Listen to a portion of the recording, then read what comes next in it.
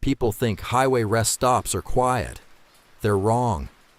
During the day, they're full of families, truck drivers, tourists, and people trying to stay awake for one more hour. But after midnight, they become something else. The state hired me to work the overnight shift at Rest Area 14 on Interstate 81. The job sounded simple. Clean the building, restock the vending machines, walk the parking lot once every hour, call highway patrol if anything looked suspicious. The pay was surprisingly good. When I arrived for my first shift, the day manager handed me a ring of keys. Then he handed me a laminated card. "Read this before midnight." I laughed. He didn't. The card listed the normal procedures first. Check the bathrooms, empty trash, lock the maintenance shed. Then, at the bottom, 3 rules had been highlighted. Rule 1. At exactly 1 a.m., count every vehicle in the parking lot. Rule 2. If the count changes before 2 a.m., do not investigate. Rule 3. There will always be one blue sedan. Never knock on its windows. Never record its license plate. Never acknowledge that it's there. I looked around the parking lot. There wasn't a blue sedan anywhere. Only 2 pickup trucks and a semi. Someone trying to mess with the new guy? The manager slowly shook his head. I wish. What happens if someone talks to the driver? He stared out the office window. We stopped seeing them. He handed me one last item, an old leather notebook. The last 3 overnight attendants left this for whoever came next. My first night was almost disappointingly normal. A few travelers stopped for coffee. One family changed a flat tire. 2 truckers slept until morning. At exactly 1 a.m., I remembered the checklist. 3 trucks, 1 SUV, 1 camper, 5 vehicles, no blue sedan. I smiled to myself. The manager had definitely been joking. Then the lights blinked. Once. Just once. I looked back at the parking lot. 6 vehicles, parked in the far corner. A dark blue sedan. I hadn't heard it arrive. The gravel never crunched. No headlights, no engine. It simply existed. The parking space beside it was dry. The sedan itself was covered in fresh rainwater. The problem was, it hadn't rained in 3 days. I grabbed the binoculars hanging near the office window. Every window on the sedan was fogged over from the inside. Someone was sitting in the driver's seat. Perfectly still, facing forward. I couldn't make out a face, only a silhouette. The office phone rang. The display read, "Unknown caller." I answered, static. Then an older man's voice. "You counted it." My stomach tightened. "Who is this?" "You made the mistake every new attendant makes." "I don't know what you're talking about." "You acknowledge the blue sedan." "I only counted cars." Silence. Then, "So did I." The call disconnected. At 1:17 a.m. Someone knocked on the front door. 3 slow knocks. I opened it expecting a traveler. No one was there. The parking lot was empty, except the blue sedan. Its driver's door was now standing open. The silhouette was gone. The old notebook sitting on the counter suddenly fell open by itself. Across the top of the page, written in shaky handwriting, were the words, "If the driver's seat is empty, lock every door immediately." Just then, I heard footsteps coming from inside the building. I froze. The footsteps were slow, measured, not running, not sneaking, simply walking, somewhere inside the rest stop.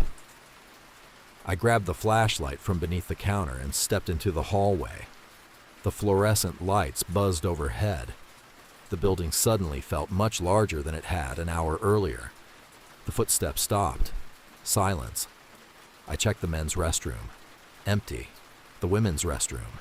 Empty. The vending area. Nothing. Then I noticed something strange. The floor was wet. Not puddles. Footprints. Bare footprints. Leading toward the employee hallway. I followed them.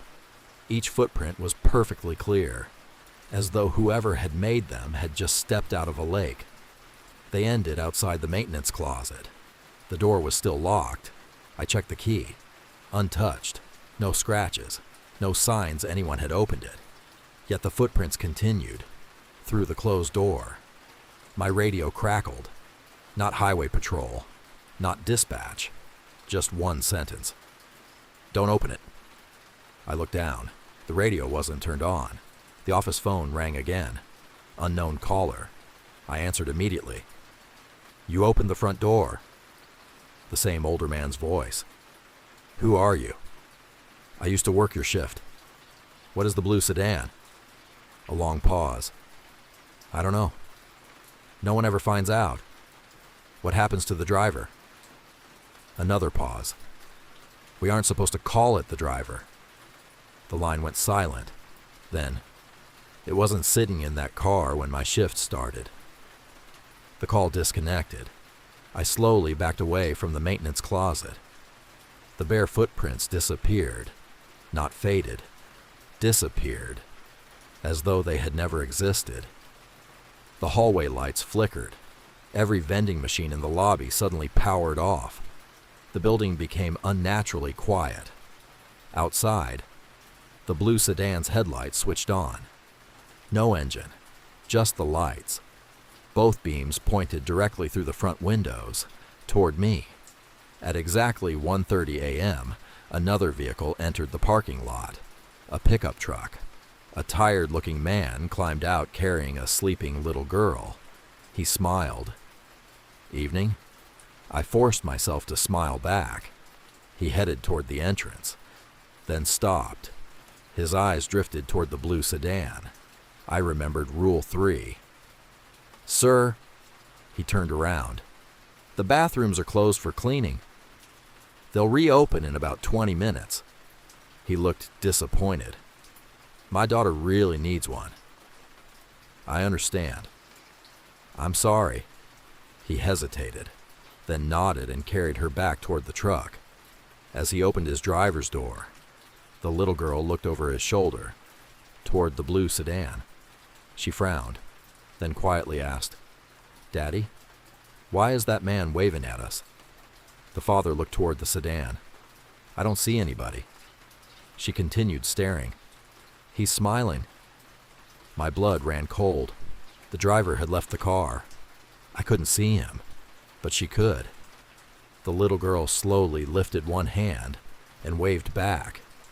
Every light inside the rest stop went out for exactly 1 second. When they came back, the blue sedan was empty again. Its driver's door stood open. The father looked confused. "What happened to that car?" I didn't answer. I couldn't.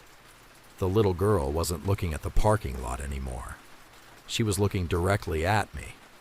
Then she whispered, "He's standing behind you." I didn't turn around. Every instinct screamed at me to look. Instead, I stared at the little girl. She wasn't frightened.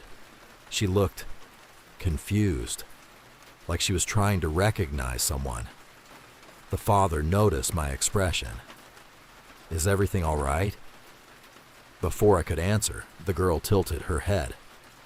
"He says you're not supposed to look." My mouth went dry. "What does he look like?" She frowned. "I don't know.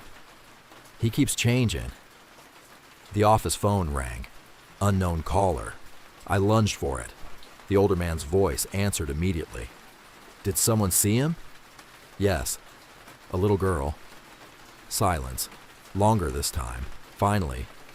"Get them to leave." I tried. "No." His voice became urgent. "You don't understand. If someone acknowledges him, he starts learning them." "What does that mean?" The line crackled. Then, "The next time they stop here, he'll already know their names." The call disconnected. I hurried outside. The father had already buckled his daughter into the truck. "I'm sorry about earlier," I said. "The bathrooms are open now." He shook his head. "We'll find another stop." Relief washed over me. He started the engine. The little girl rolled down her window. She smiled politely. Then she asked, "Can you tell the man in the blue car, 'Thank you for finding my teddy bear'?" I froze. "What teddy bear?" She pointed toward the passenger seat. A small brown stuffed bear rested in her lap. "It's okay. He said I'd forget leaving it in the lake." The father looked confused. "Honey, you've never lost that bear." She blinked, then looked down at it. For a moment, she seemed just as confused as he was. The pickup drove away. Its taillights disappeared down the interstate. I watched until they were gone. Only then did I look toward the blue sedan. The passenger door was open now. The driver's door was closed. Someone was sitting inside again, motionless, waiting. I locked every entrance, every window, every emergency exit. The notebook lay open on the counter. Pages began turning by themselves, stopping on an entry dated October 11th, 1997. The handwriting was shaky, almost unreadable. 1:42 a.m. Tonight the driver moved for the first time. He smiled at me through the window. I smiled back before I realized what I was doing. The next night, there were 2 blue sedans. I flipped the page, blank. Every page after it had been torn out. At exactly 1:42 a.m., a car pulled into the parking lot. Blue, same model, same color. It parked directly beside the first one. No headlights, no engine noise, just there. 2 identical sedans, every window fogged from the inside. My radio burst to life. "Highway Patrol. At least, I thought it was. Rest Area 14. This is Unit 12. We've received multiple calls." "What kind of calls?" A pause. "People are reporting that your parking lot is full." I looked outside. 2 sedans. Nothing else. "There are only 2 cars." The dispatcher became quiet, then asked a question that made my blood run cold. "Sir, how many of you are working tonight?" I frowned. "Just me."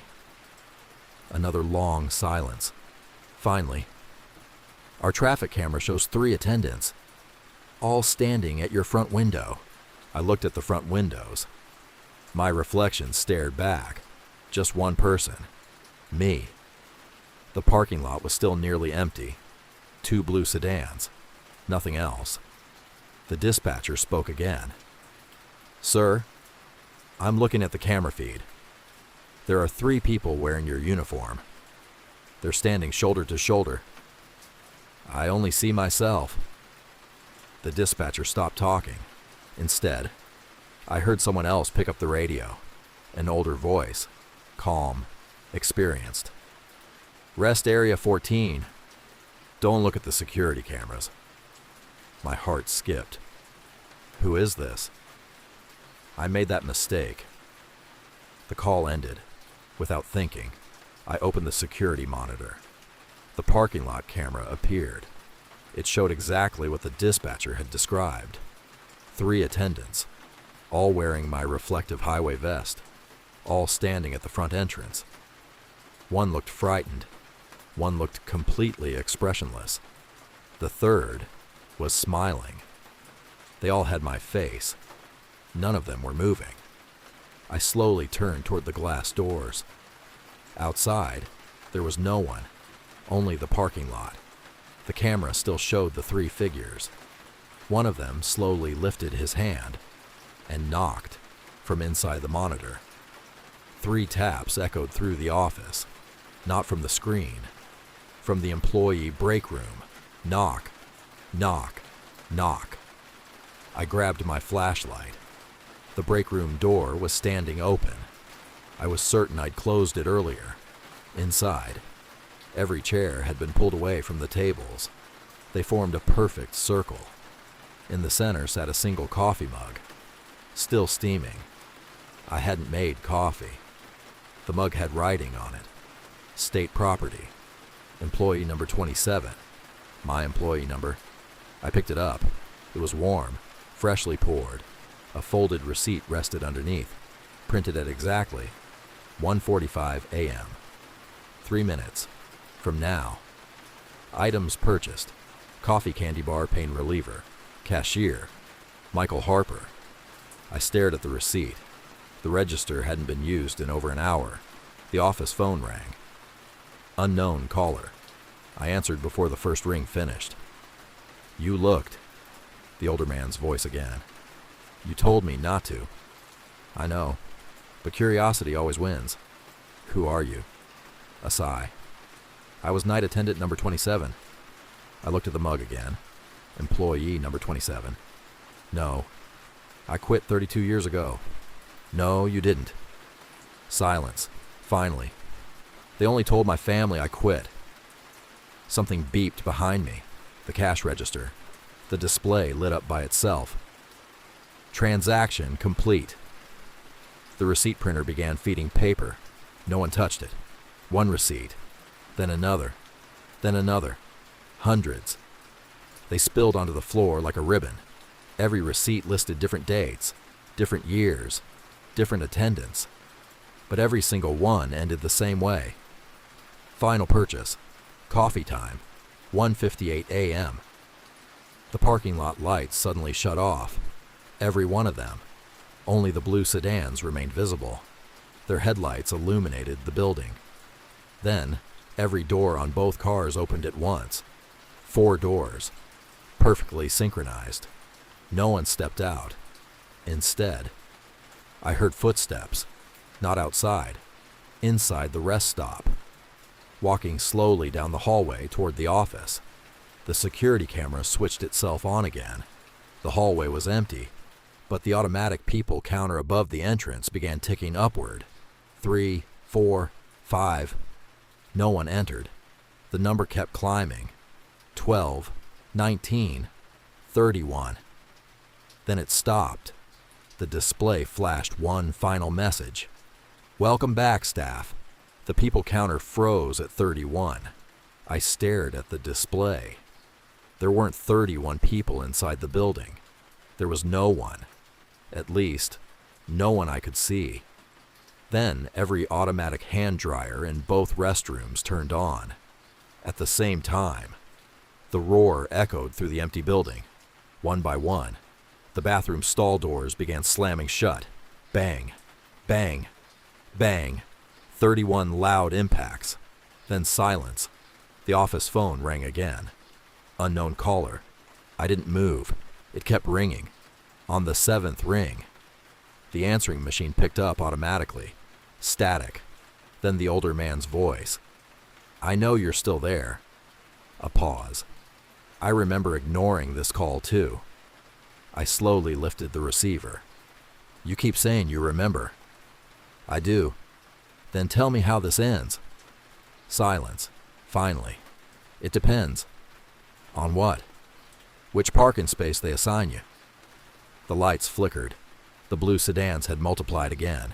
Not 2, 4. Perfectly spaced across the parking lot.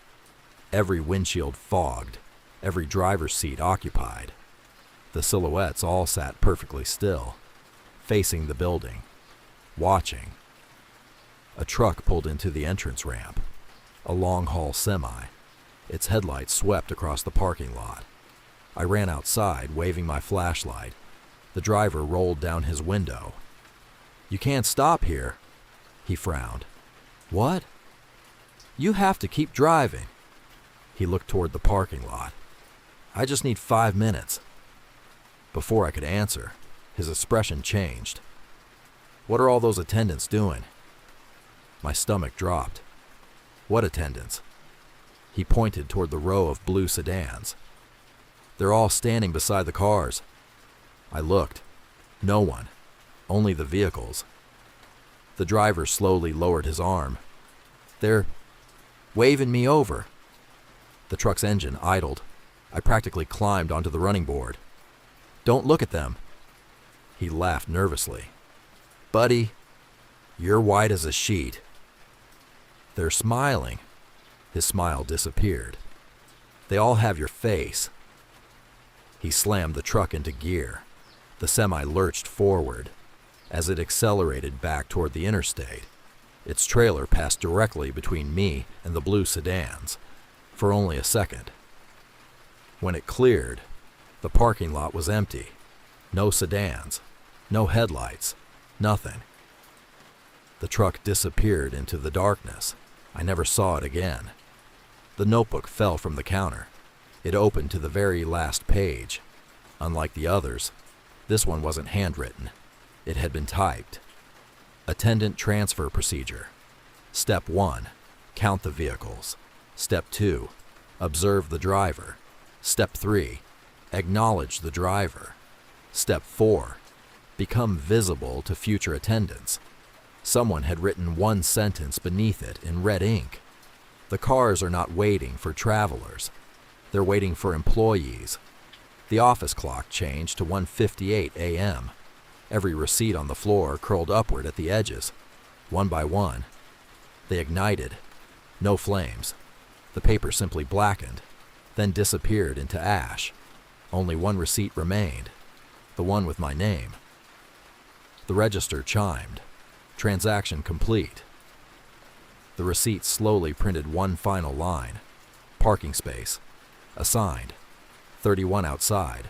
A single parking space illuminated by itself. Space 31, at the far end of the lot, beside a blue sedan that hadn't been there a moment earlier. Its driver's door slowly swung open, waiting.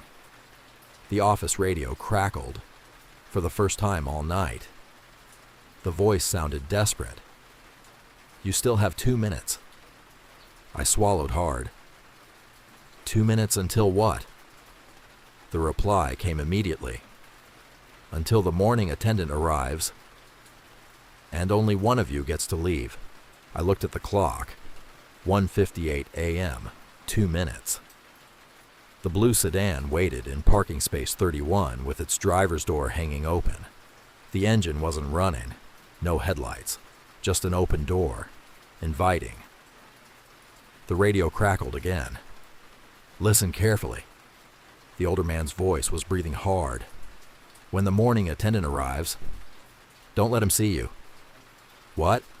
He isn't replacing you." "Then who is?" A long silence. Finally, "He already did." I looked toward the employee parking area. A pair of headlights climbed the exit ramp. The day shift, right on time. The sedan stopped beside the office.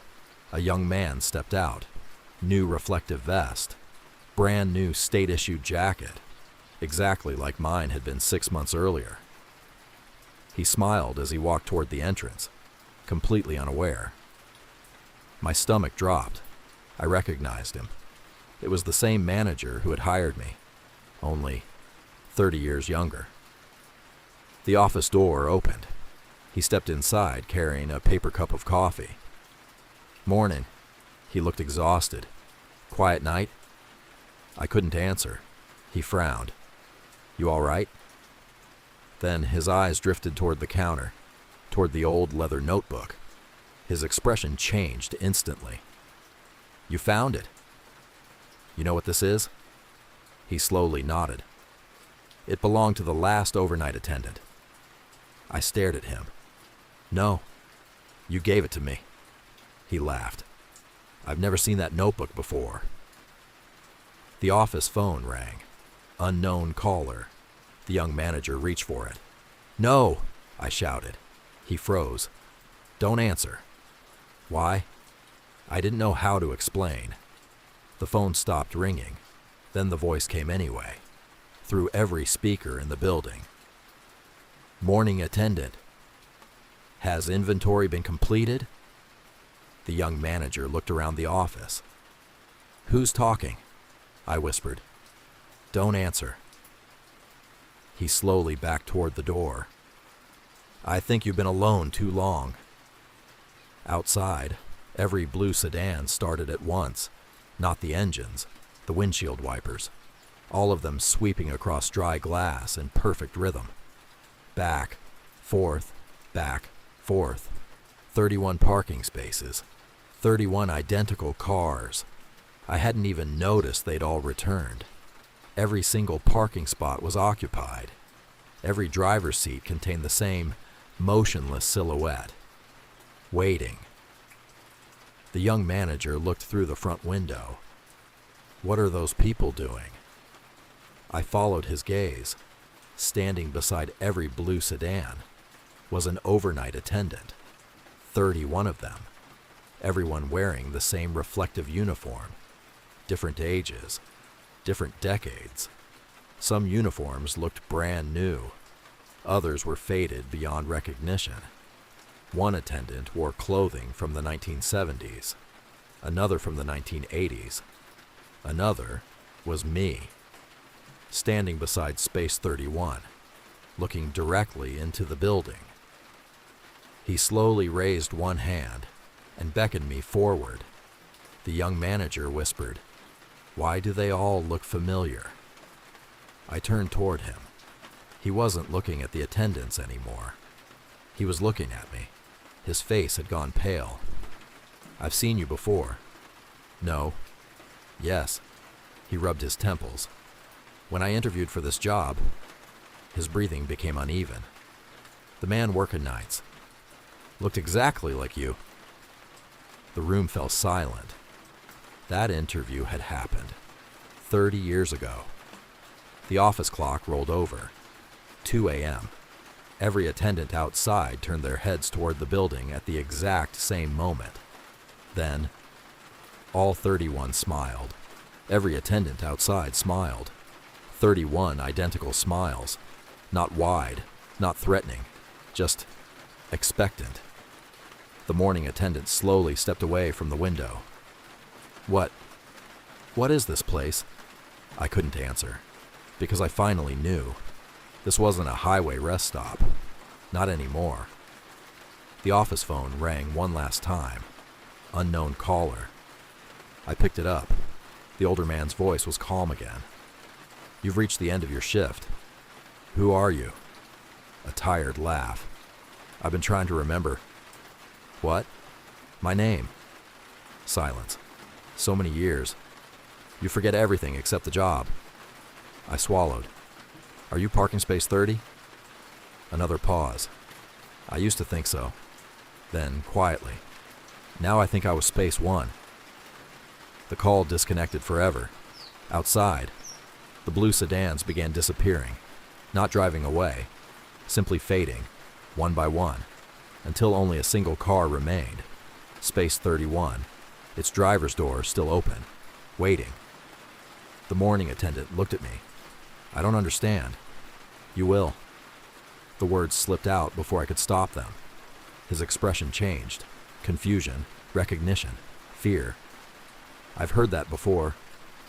"I know." The old notebook fell open by itself. One final page, one I'd never seen. At the top, a photograph. Every overnight attendant, standing together outside the rest stop. 31 people, one for every parking space. Some smiling, some terrified. One space stood empty, number 31, waiting. As I watched, the photograph changed. A new figure slowly appeared in the last position. Me, standing beside the blue sedan, looking directly at the camera. I didn't remember posing for it. The building trembled, not violently, gently, almost like something enormous had shifted beneath the foundation. The tiled floor cracked. Beneath the concrete, I expected dirt. Instead, there was asphalt, a parking lot, another one, far below us. Rows and rows of blue sedans stretched into darkness. Hundreds, maybe thousands. Every driver's seat occupied, every parking space numbered, every car waiting for morning. The rest stop wasn't built beside a parking lot. It was built on top of one. The young morning attendant grabbed my arm. "We have to leave." I looked at the front doors. Sunlight had begun spilling across the highway.